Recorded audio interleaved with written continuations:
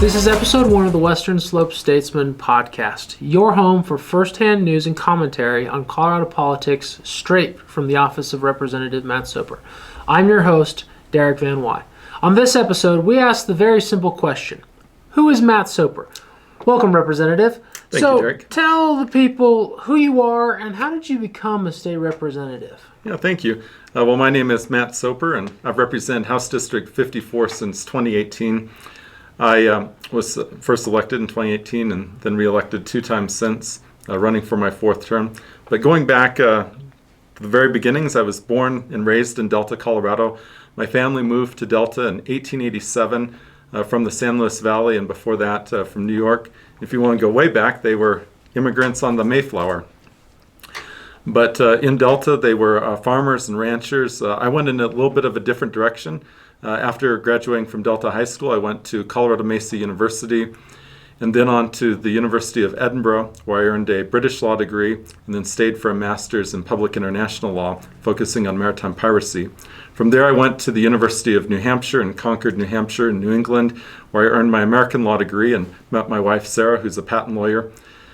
After that, I worked in the maritime piracy world for a little bit out of Front Range. We also engaged in a number of different businesses. And then the opportunity arose to be able to run for House District 54, where my mentor and predecessor, Eulin Willett, held this seat. Yeah. Had been a good friend. And here we are.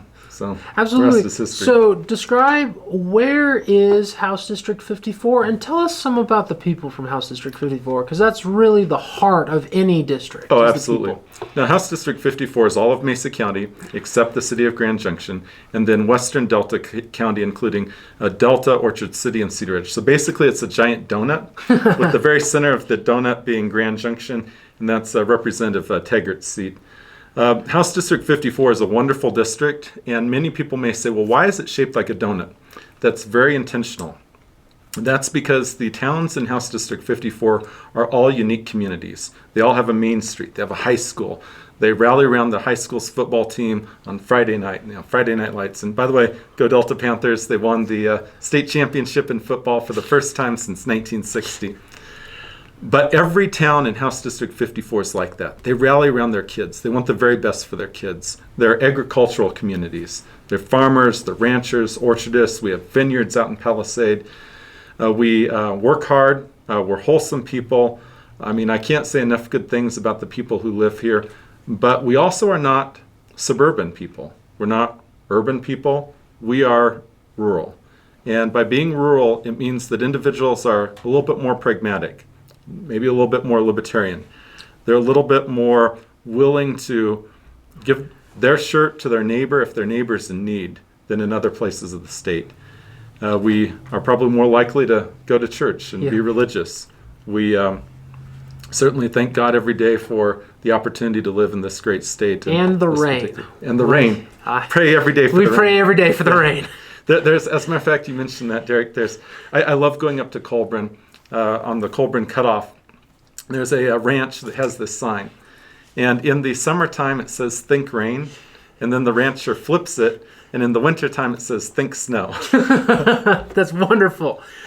So what areas of policy do you focus on? All but 3. Yeah. So, I mean, I've impacted a lot of areas in state statute. But I have focused on some areas more than others. Now, for example, criminal justice reform has been one area that I've focused on. Another area has been government transparency, making sure that your government is open and transparent. Water and agriculture. I mean, coming from a water and agricultural district, of course, we're going to focus a lot on water and agriculture. And transportation and broadband. I mean, those are key infrastructure items that if we don't actually have water, broadband, roads, low crime, good schools, rural Colorado would pretty much dry up and blow away. Yeah. So really, it's our lifeline to have those key infrastructure items and to have a representative who focuses on them. And so that's why I've made those key policy issues during my time in the legislature. Yeah, absolutely. And you also serve as the vice chair of the Committee on Legal Services. Can you tell people a little bit more about that committee? Yeah, I've served on the Committee on Legal Services for all 5 years I've been in the legislature. It's, I like to say, the most powerful underused committee in the legislature. Yeah. And the reason I say that is because we're not just the committee that oversees the publishing of the statutes and the reviser's bill, which is making sure that the statutes are grammatically correct, or correcting mistakes that are not substantive mistakes, Yes. but Grammar stuff. grammar stuff. I'll give you a good example on grammar stuff. So I had been part of a bill early in my career, and we spelled healthcare with one word because I honestly believe healthcare is one word. Okay. Well, last year, as part of the reviser's bill, which is to correct the grammar mistakes in statute, we had to correct all of the words healthcare that were one word and make them two words. So we ran a bill just for that. So these are truly technical bills. Yeah. But the other thing the Committee on Legal Services does is we oversee rules and regulations for the state agencies. Okay. So if we believe that a rule or regulation goes against statute or the Constitution, there's a fancy Latin word called ultra vires, meaning it's beyond what the Constitution or the statute allows. Yeah. We can use our lawyers in the legislature to challenge the agency. And what happens is our lawyer will present a case for why we believe it's ultra vires. And then the Attorney General's office provides a lawyer for the state agency, and they will make their case for why they believe the rule is okay. Okay. And then the committee, we sit there as basically an appellate court, and we decide either to allow the rule or to not allow the rule. Unfortunately, unlike an appellate court, we're a partisan body, so sometimes it falls on partisan lines. But other times, having so many lawyers on the committee, they do listen to logic and they do listen to the rule of law. And we have struck down a number of regulations since I've been on the committee. Yeah, absolutely. So it's kind of an extra level of legislative check on executive power. It is, absolutely. Okay, wonderful. So we just launched your very first newsletter, and this is the first episode of your podcasts. So what kind of inspired this, new form of communication with your constituents? It's a great question. I had kind of thought about having a newsletter for my first 5 years in the legislature. We're now rolling into my 6th year in the legislature. And I always felt like constituents had the opportunity to get really good reporting elsewhere. They could read the newspaper, they could listen to the radio, they could watch TV, and really have a good idea of what I'm doing and what I'm working on. But what I realized is after the special session in November of 2023, there was an outburst between Representative Elizabeth Epps in the gallery, and she was with Palestinian protesters, and she was shouting down at a Jewish member who was in the well. And the well is the place where we debate and argue on the House floor. And when I came back home, I realized none of my constituents had heard about this episode. And the fact that the Colorado House of Representatives is falling into the same rut that the U.S. Congress is falling into. And Colorado does not want to be like Washington, D.C. But the only way we can interrupt the current trajectory that we're on is to give the public, citizens, constituents, better information, better transparency, and to be able to hear from the horse's mouth, to hear from their representative what's actually going on. Yeah. So that's what prompted the idea to have a newsletter, to have a podcast, was to have more direct information to constituents on what's happening. And I just didn't want to be a political newsletter. Yeah. I wanted to actually give something that's tangible, something that has substance, so that at least people could make up their own mind. I mean, the last thing people want is their representative telling them what to think or to donate money. Yeah. I just wanted to be there to give real news from the way we see it in Denver. No, absolutely. That's wonderful. So last session, we had a bunch of wins. We did a lot of good work. Can you walk us through your top 5 highlights of Sure. what we did past session? Yeah, this last session, even though we're in the minority, I'm a Republican, and I like to say I'm in a double minority because I'm a Republican, but I'm also from the Western Slope, Yeah. so less than 10% of the population's here, so we have to work twice as hard as any other representative. But our biggest win would be House Bill 1260. This was a microchip and semiconductor bill to really help the industry. It takes $75 million in state dollars over the next 5 years to allow the state to draw down $6.5 billion in federal CHIPS dollars to help our microchip industry. Oh, wow. Yeah, and it's the full pipeline. So Colorado already has a historic microchip industry that exists here. I mean, Hewlett-Packard used to be headquartered in Fort Collins. We have a number of other microchip companies that had a strong presence in Colorado, from Colorado Springs to Fort Collins. I mean, that had historically been a very strong microchip industry area. As the aerospace industry has grown along that same I-25 corridor, of course, airplanes use a lot of microchips. Absolutely. And we can do a lot in the component parts. We also do a lot in microchip design. And that's quite frankly where the real money is in Colorado, is in the microchip design. We're never going to be a manufacturing center again, because the last thing an engineering student wants is to finish their engineering degree, become a licensed engineer, and then go work in a factory. Yeah. And work 12-hour days, 5 days a week. That's not what we want to do and have in Colorado. But design engineers can do a lot with the microchip design. So we can make them smaller, faster, more efficient, more high-tech. And this will help every industry, from aerospace to cars to computers to cell phones, personal electronics like your laptop. But there will be a time in the future when pretty much everything we do will utilize a microchip. Oh, wow. Okay. From bioscience to medicine to automobiles, even our highways are probably going to have microchips. So making Colorado a leader is really important. So that's why this was my most important bill of the session. The other thing the bill did is it created an advanced industries task force to look at how to make Colorado more business friendly. And we recently published the report. Quite frankly, we're going to have to do a lot of work to try to make the report law, but I believe if we implement what the report says and really focus on driving down taxes, being able to cut red tape, cut regulation, free up business to do what business does best, which is create jobs, to pay money, allow people to enjoy their lives, will be a much better state. Absolutely. And where can people view this report if they want to learn more about how Colorado can become more competitive, particularly in the tech sector? Yeah, so the report was published with OEDIT. Okay. Yeah, which is a state office. It's the Office of Economic Development and International Trade. And then that was sent to the General Assembly, and so that's housed by the Legislative Council, and they could ask for a copy there. Okay, wonderful. So ask the Legislative Council of the General Assembly if you'd like to view the report. To get a copy. Okay. But that's only one of 5 great legislative wins. I'm going to hit on the next 4 really quickly. I told constituents I would take on one of the biggest challenges in our state, which is we've become number 1 for auto thefts. Mm-hmm. We felonized all auto thefts this past session with a bill I was a part of, Senate Bill 97. Before we got this bill passed, most cars that were being stolen would have only had a misdemeanor. That's a slap on the wrist. And by making it a higher level felony, it now means that if you're going to steal a car, regardless of value, we're going to put you in prison for a substantial period of time to try to disrupt the criminal network.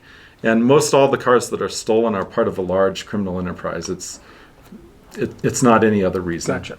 The another success that we had during the session was I serve on Delta's hospital board. It's a special district hospital. It's really been struggling, and it's not unlike most of our rural hospitals. It's an example of other rural hospitals.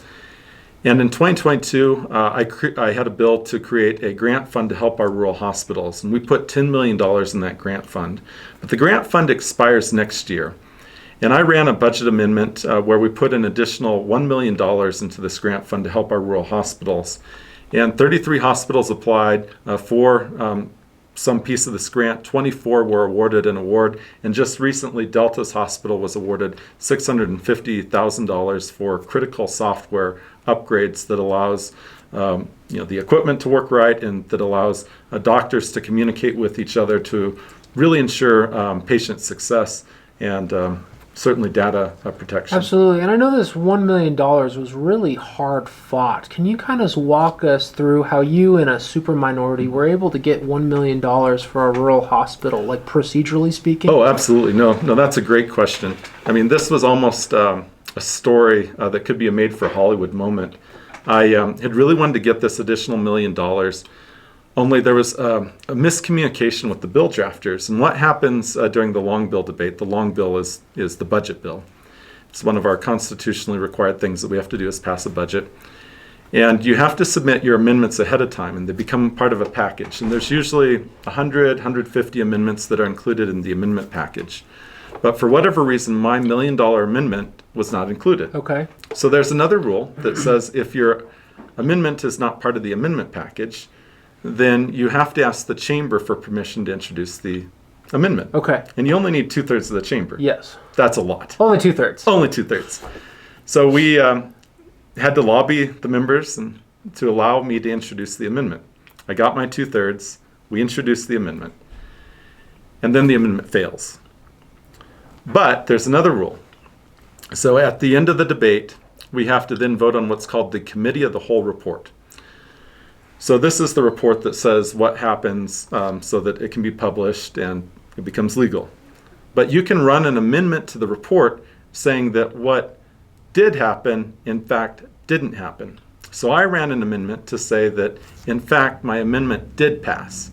And that passed with over, I think, 3/4 of the chamber voting yes.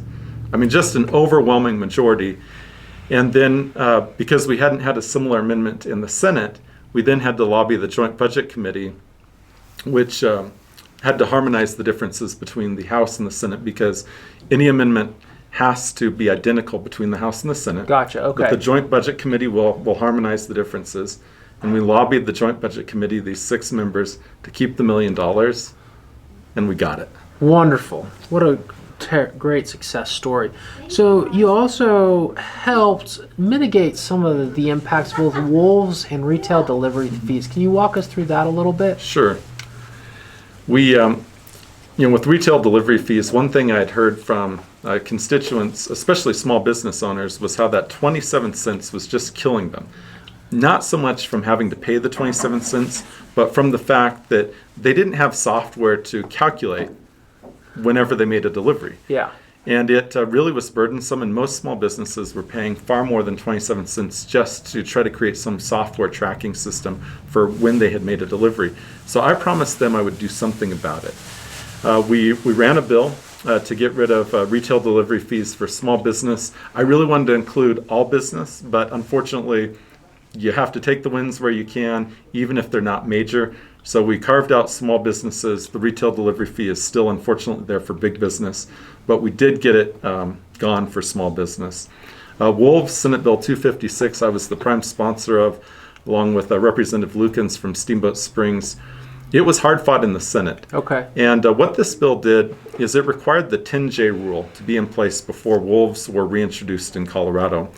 The 10J rule comes from federal law. It refers to the section in the Endangered Species Act. And it says that if a species is going to be introduced that's considered experimental, the state and private actors can use lethal means to protect livestock. Yeah, and that basically helps protect, our farmers and ranchers and hunters from federal penalties for defending livestock or themselves Absolutely. Or game and stuff like that? Absolutely. Okay. Because if farmers and ranchers naturally going to defend their livestock if they see it being attacked by a pack of wolves. Yes. I mean, that's the gut reaction. Mm-hmm. And we don't want to make ranchers federal felons No. and see them in prison for 20, 30 years. And our bill said that they wouldn't be. It was an insurance policy because the state had applied for 10J, but federal government works really slow, and it said that wolves would not be reintroduced until we got 10J in place. Yeah. We got it through the House. I mean, it was pretty tense, but we managed to get it done. Yeah. It got to the governor's desk, and he vetoed it. It was a simple bill. It was an insurance policy. It did not disrupt what the people had voted on in 114. As much as I would have loved to have disrupted that, this was purely a pragmatic insurance policy that got farmer and rancher buy-in, and the governor vetoed it. Luckily, the Fish and Game came through with being able to publish in the Federal Register, and then there's 30 days before it becomes official. That was published in November. It became official here in December, And then wolves just a few days ago were released, and the person who released them, Governor Polis. Governor Polis. So he fully owns the wolf reintroduction, but even though he vetoed it, we still managed to get 10J. But he certainly should have signed it, and it would have gone a long ways with our farmers and ranchers. Yeah, absolutely. And keep an eye out. Soon we will have a 3-part investigative series on Prop 114 and wolf reintroduction in the Western Slope Statesman newsletter. And that'll be capped off with a wonderful interview with Senator Perry Will on wolves. So thank you so much for tuning in to this production of the Western Slope Statesman podcast. If you like our content, please share with your friends and leave a 5-star review. For more firsthand news and commentary, please subscribe to our Substack or follow us on social media at the links in the description. Until next time, I'm Derek Van Wy signing off. Have a blessed day. Thank you.